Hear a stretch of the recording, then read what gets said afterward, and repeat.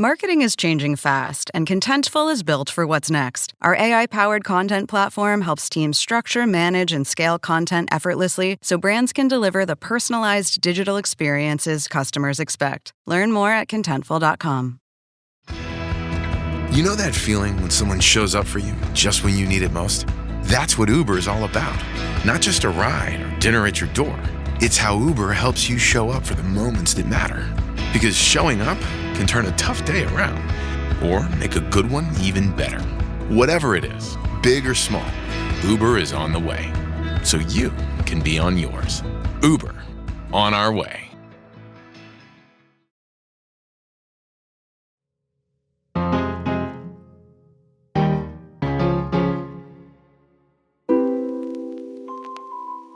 There is one thing I really don't like about myself. I mean, there are several, but I'm only going to tell you about this one right now.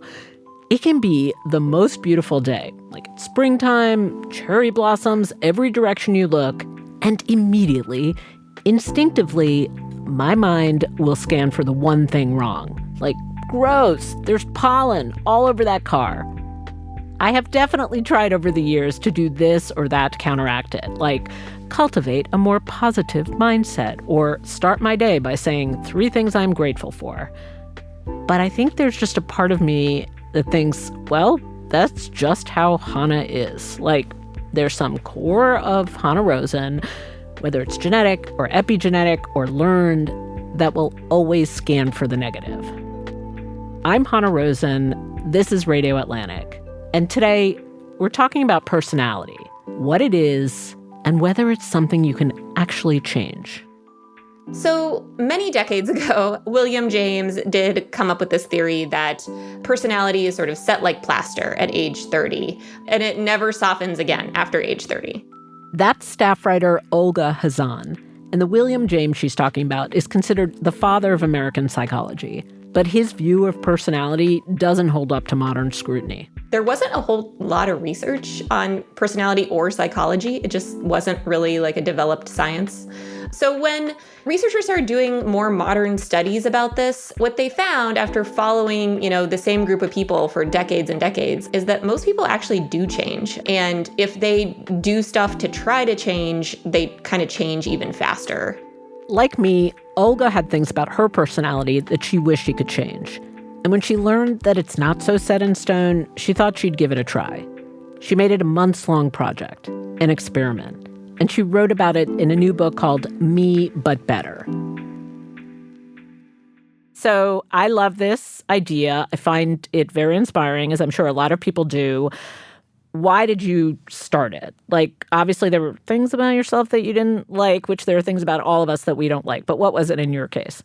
Yeah. So on top of not liking certain things about myself, something that I noticed is that I just wasn't very happy. And I wasn't enjoying my life to the extent that I thought that I could. So what started this was that I had just a really rough day. I was in Miami in December, so definitely nothing to complain about environment-wise. Yeah. I had to go get professional photos taken for our job. And I had to get a haircut before the photos were taken. And so I book a hair appointment. This haircut is terrible. It's probably one of the worst haircuts I've ever gotten in my life. Details. Was it a bang problem? It wasn't a bang problem. Okay, I try to emphasize every time I get my haircut that my hair does not take layers well. And they always do layers despite what I explicitly said. And maybe I need to just be more straightforward about it. But anyway, so there was like a mushrooming effect because of the attempt at layers. Yeah. Anyway, so I'm like leaving the hairstyle. I'm like, oh my God, I look terrible. Like, have to go directly to the photo session where I got professional photos taken that looked really bad, in my opinion. And then I had to right away drive on to the grocery store to get a bunch of groceries for dinner that night. And as I was driving, I went the wrong way and got stuck on this island that cruise ships launch from. Then once I recovered from that, I got to the grocery store, and as I was leaving, my shopping cart locked, and I had to drag the shopping cart across the parking lot to my car. And while this all was happening, my boss was slacking me edits on a story. Oh my God. So I do these edits sitting in this hot car. I drive on. I get back to the Airbnb and I just freak out. Like I honestly just had a like meltdown, not a panic attack, but like crying, like chugging wine, just screaming, like I hate everyone, and I settled down eventually. And I was sort of like, why do I react so badly to things that are kind of minor? Like, honestly, just even recounting that day as a new parent, I'm kind of like, so like, it's like, that's bad, but that's not that bad. And I kind of realized that it was my personality that was making days like that worse than they had to be. That was like undermining my happiness in those moments. Okay. I just want to question that for 1 second. First of all, I'm sorry you had that day. It sucks. And I understand you just want to be frustrated. Like you don't want to be screaming and crying. Like you don't want to have a breakdown. You just want to be like, casually frustrated. I think a lot of people, when they are sad or, they feel unhappy, like the traditional routes is see a shrink, get on meds, whatever, journal. Like, I don't think that I would have thought, okay, it's my actual personality. Like to look at yourself, break your personality down. I mean, it's interesting. It was an interesting response you had. And I'm wondering how you even knew in that moment to look at yourself and think, oh, it's my personality. Yeah. So actually seeing a shrink and taking medication do change your personality. Interesting. And that is to say that like personality change is kind of the root of a lot of different types of personal growth and self-improvement. So what I was kind of describing just now is a high level of neuroticism, which I did have. And so bringing that down is personality change. And one way to do that is through therapy and medications. But I think kind of beyond just neuroticism, I was also just kind of unhappy with other parts of my life. Like I honestly just didn't socialize much. Like I kind of reflexively didn't socialize. I didn't have a lot of friends, which to me was like a different thing than neuroticism. And then I kind of just was really snippy with my boyfriend at the time, my husband now, and honestly like would get in a lot of fights with my friends, which is like this other trait called agreeableness. So I don't know, it felt more like all-encompassing than just the like, I need to handle my stress better. Right. Okay. So you've been mentioning some of the main traits that you outline in your book. Can you just lay out the different components so we can follow you through this experiment? So there's 5 traits that make up personality, and we all have these 5 traits inside of us, and they can be remembered with the acronym OCEAN. So it's O for openness to experiences, which is like creativity and imaginativeness. C for conscientiousness, which is like being on time, being super organized, being really diligent. E for extroversion, so being sociable, cheerful, active. A for agreeableness, which is being warm and empathetic and trusting. And N for neuroticism, which is being neurotic, being anxious and depressed. Okay. So that's how you started to like break your own problems down. Like there's this bucket, that bucket, that bucket. We won't do the whole ocean of personality, but I really want to talk about a few that interest me the most. Maybe we'll start with extroversion, because being outgoing is a common goal. Lots of people say, oh, I want to have more friends, particularly post-pandemic. How extroverted were you at the start of this process? Let me look up my exact score. Hang on. Oh, they were scores. Okay. Yes. So you actually get a number. Yeah, when you take the personality test I was taking, you do get a number. That's a little brutal. Yeah. Oh, okay. I scored in the 23rd percentile, which is very low, especially when it came to being friendly or cheerful. Interesting. Okay. Okay. When you first got that number, how does that feel? I was like, that checks out. Okay. You weren't surprised. Okay. No.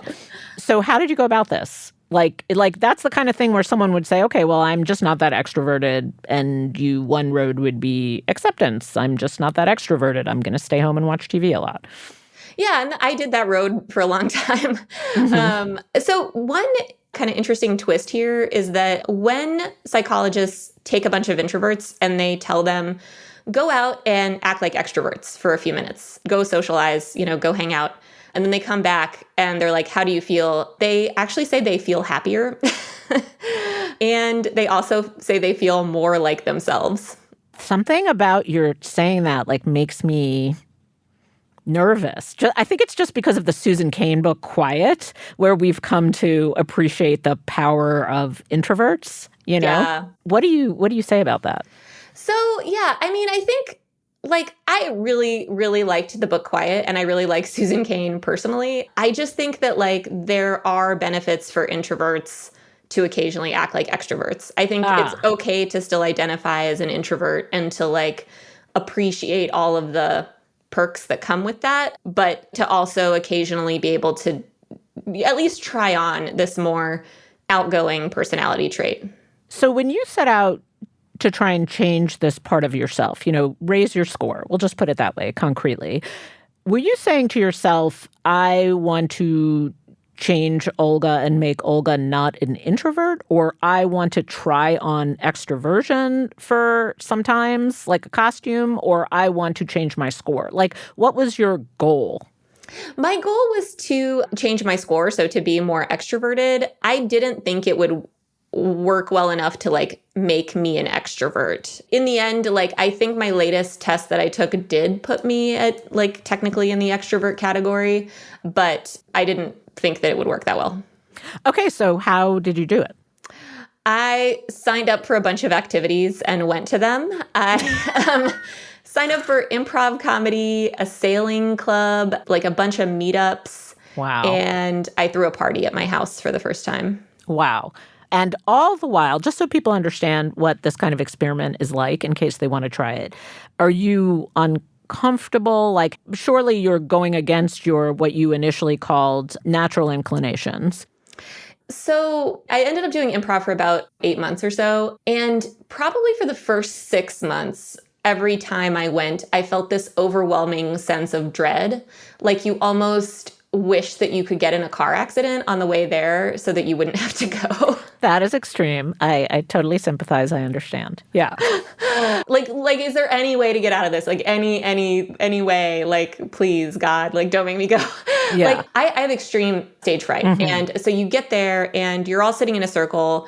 And then at some point you get up and you just start doing improv with the other people who are there. And the reason it helps you become extroverted is because it's relational. You have to be deeply attuned to this total stranger. You have to be on the stage. You have to perform. It just forces you into actions that are extroverted. Oh, yes. It makes you become way more comfortable with chaos because everyday conversation is chaotic, but improv is even more chaotic than that. Right. And then let's say the 20th time you're going to improv class, does the initial dread fade or it's always that cycle? I think over time it did fade, but even before it completely went away naturally, I would start to feel it and I would kind of tell myself no, you're going to be fine. It's just improv. It's okay. You're going to feel good after, it's very similar to how I talk to my son now. It's no, you like this formula. This is the good kind. That's so funny. So this is tricky to understand. So by the end, you're doing it with a little bit less dread. You're still talking yourself into it. You're able to do it. So you're not avoiding it. You're doing it. You're at times enjoying it, but it's still not your natural inclination. So I would say it's not to do improv, but it's to connect with other people when I'm feeling down. If I'm feeling isolated and withdrawn, I don't feel like the solution is just to spend more time by myself. I feel like it's to connect with others and sort of get out of my head a little. But that actually seems revolutionary. If you think of one of our largest problems now, which is lack of connection, the idea that you can actually work at it, approach it like a project and change it slowly such that what you got, okay, maybe you're not going to be on SNL, so that's not your destiny. But what does change is that you don't go deeper into yourself when you are feeling whatever you're feeling. You seek some kind of connection, and research does show that that's healthy. Yeah, and that's kind of like the science behind why extroverts tend to show up as like happier. They kind of just spend a lot of time around other people, and other people tend to make us happy, even though we can all think of times when other people have not made us happy. But, I'm really glad I did that before having a baby, because I think that my approach to new motherhood would have been totally different otherwise, and much more isolating if I hadn't done this experiment to see, okay, actually being around others and connecting socially, and even in a way that's like silly and doesn't totally make sense, is like still a good thing. Oh, that's amazing. What's your extroversion score now? Right now, my extroversion, it says it's very high. Very high. Yes. So it went from very low to very high. Yes. It's not in the top 10%. It's in, I would say it's probably like, I don't know, 60th percentile now. I know, but you're getting all ambitious now. Like you want to be in the top 10%. I didn't get into the Harvard of extroversion. Exactly. But yeah. That's amazing. Okay. Very, very impressed. And I feel like people should try it. So that was extroversion, the E in ocean. After the break, Olga takes us through another section of her book, the N, the negative, nervous, capital N, neurotics.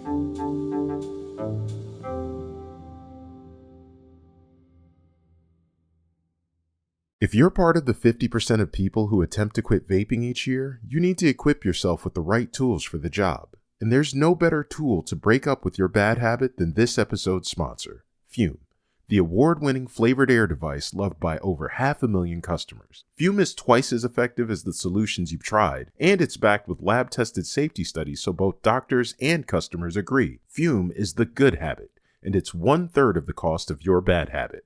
Start your guilt-free journey with the good habit and use code ATL to get a free gift with purchase and begin your overdue breakup. Just head to tryfume.com/ATL. That's tryfum.com/ATL and use code ATL to start the good habit today. This episode is brought to you by Nespresso and Samra Origins by the Weekend Coffee Collection. Introducing Samra Origins. My collaboration with Nespresso is a connection to my roots, to my mother, Samra. Coffee that hits the right notes. It transports you. Crafted with unique notes and bold, soaring flavors. Experience a taste that moves you. Nespresso and Samra Origins. Discover more at Nespresso.com.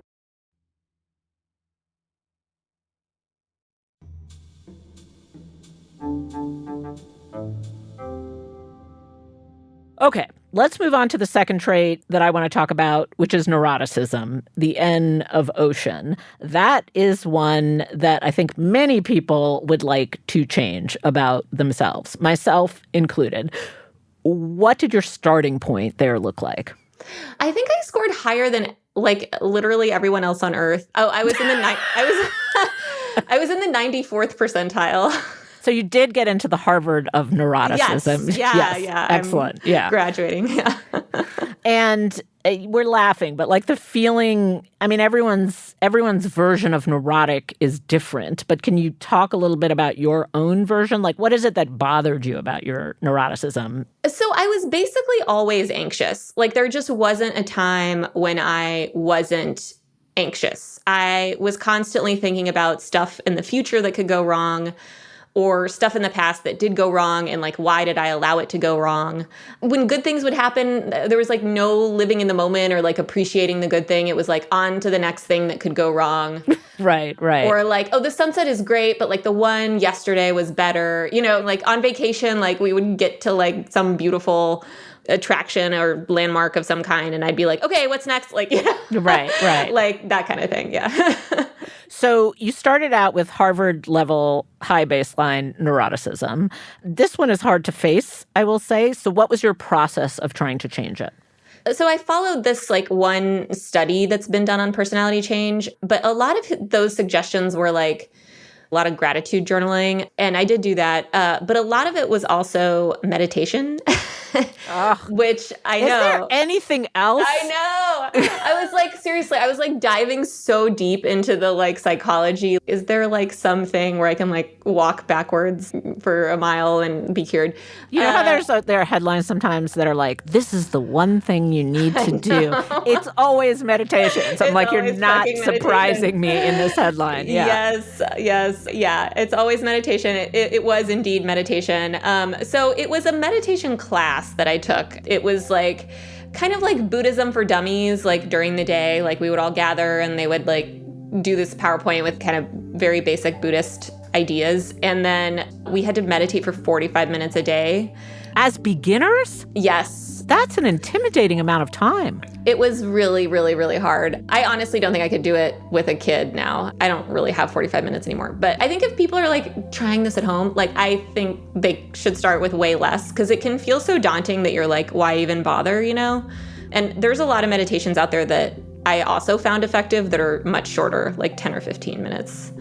So you starting out as the person with high neuroticism, you face meditation as a person who sees meditation all over the culture. So there's already a barrier to entry. So how do you slide into that one? Because I actually understand the benefits of meditation. I just also understand the cultural ubiquity of meditation and thus the resistance to it. You know, so how do you sneak your way in so that it's helpful?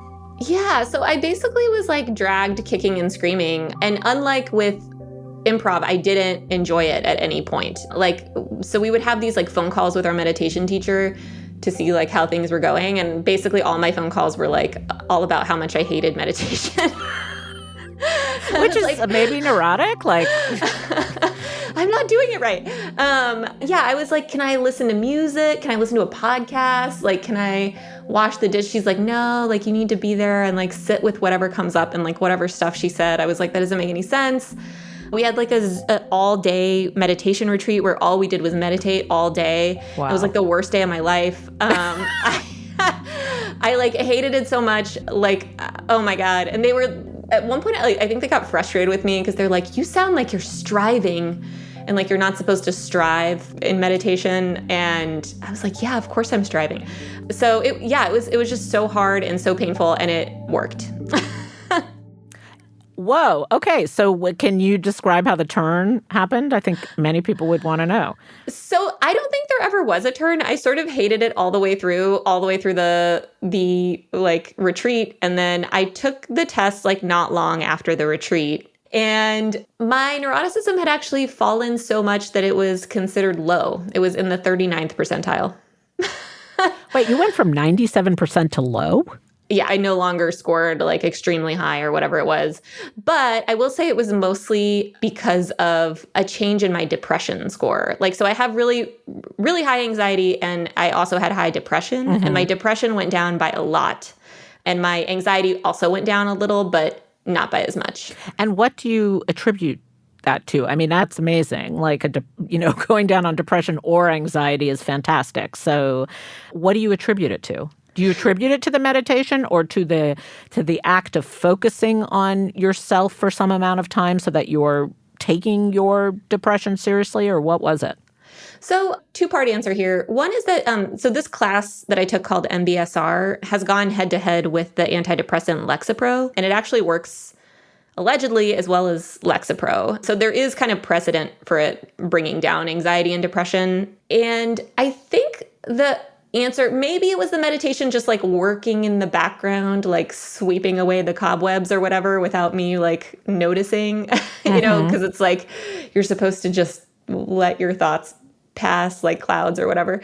But I think the more kind of immediately efficacious thing was that these like Buddhism for Dummies lessons were like very helpful for me. Even though I thought they were kind of stupid, I found them really helpful. And in particular, my meditation teacher would always say, things happen that we don't like. And I realized that I was someone who was very filled with self-blame for things not going the way they were, quote unquote, supposed to go. Mm-hmm. Like getting stuck in traffic. I would get like this overwhelming like rage at myself whenever I was stuck in traffic. Mm-hmm. And it's traffic. Like, there's nothing you can do about it. But I realized that I was like, I had this, I don't know, wrong image of other people's lives as perfect because they manage them perfectly. Right. And that I'm the only one who can't. Right. And for some reason, this like PowerPoint focused like Buddhism class helped me get rid of some of that. I believe everything the Buddhists say. I have never found any of it unhelpful. It's always incredibly helpful if I can just get myself to sit down and pay attention. Yes. Okay. So basically, this experiment was successful for you. Yes. Yes. And when did you do it? I did this right before I got pregnant. All right. So that's an important marker. So that would be like 2 years ago you did this experiment. Now, what has stayed with you about it? So I will say that right after I had Evan, my scores got all, like, I'm looking at my graphs of my scores, and there's like a huge dip on all of them right after the baby came. Because postpartum, depression can affect all these things. Also, like, you're not socializing, you're not, being nice, you're not like being conscientious, you're not showering like in that immediate postpartum period. So they all crashed and burned like right after the baby came. But I actually just recently took the tests again. He's a year old now, and I just took them again like a month ago. And they actually went back up, not quite to the level as like they were when I was doing the book, but back up for the most part, I would say, across all the traits. And I think that's just because like I've been able lately to get back more into some of what I was doing for the book, not all of them. Interesting. Okay, so how you're using this in your life, this whole experiment that you did, is first of all, it convinced you that you can change things about elements of your personality. Like, that to be true now. And so you have these markers, and they essentially serve as goals. And if you're finding yourself to be unhappy, then you can work on one or another of these goals. Like, it just allows you to be more self-aware, notice things about yourself, and it gives you some very concrete tools to fix it. Yeah, that's how I see it. And Nate Hudson, the researcher whose work kind of forms the backbone of the book, he really describes personality traits as tools. Like they help you get what you want in life, which is why like I kind of shy away from the like, don't change your personality if you like yourself. Because, I liked myself before and I like myself now. But now I feel like I know how to, get more out of life. That's really, really interesting. Like, you wouldn't have minded yourself if you'd been a somewhat isolated mother who didn't see that many mothers? Yeah, I don't think I would have, I think I would have had a much lonelier and more stressful postpartum experience. I think I would have just thought that's what it is like. Mm-hmm. Like, that's Olga's version of parenting, and that's okay. Like, you wouldn't have hated yourself for it. Yeah, exactly. But instead, what I did is I joined this new moms group. And in general, I just have made more of a point of reaching out to other new moms and just kind of getting together as much as possible, or even just like keeping in touch, like over WhatsApp or whatever, sharing experiences, or just like, what the hell is this? Mm-hmm. Is this normal type stuff? That has honestly made it so much less bad, I think, and less isolating. Like, I wouldn't say that I like have a village, but it's just nice to not feel like you're the only person in the world who's ever had a baby. Yeah. Yeah. So you have the advantage of going into motherhood with all of this understanding of personality. Have you found yourself talking about your son or thinking about your son with some of this research in mind? Yeah. Evan is very smiley, and he's just like very happy. He like smiles very easily. He smiles at people he knows and likes. And my parents tell me that I was not like that. Thanks, Mom. Yeah. And so the way I talk about it, I'm like, oh, he gets that from my husband, Rich. Mm-hmm. And I don't know. I'm just like, I like really, sorry, I'm like trying not to choke up. Mm-hmm. That's okay. Sorry. I really like want to not mess that up for him. Like I don't know. Sorry. No, that's okay. You want to keep him happy. Yeah. Not like keep him happy, but like, I hope that continues. I don't know.